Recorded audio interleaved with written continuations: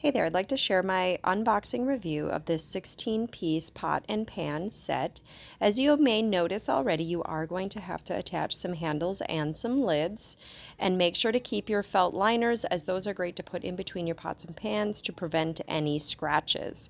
It does come with a spatula and a spoon.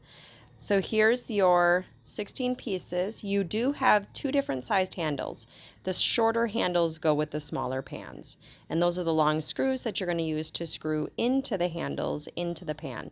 It does come with a Phillips screwdriver. So here's attaching the top to the lid, and they're like a plastic wood grain type material.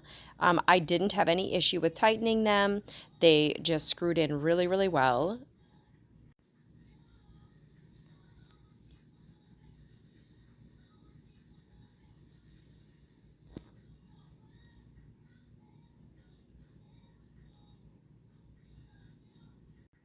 With the handles, just make sure not to put them over the top of a fire, and the lids had a really nice quiet seal on them. So let's try it out with an omelet. I did put a little butter in the bottom, but it flipped and browned beautifully.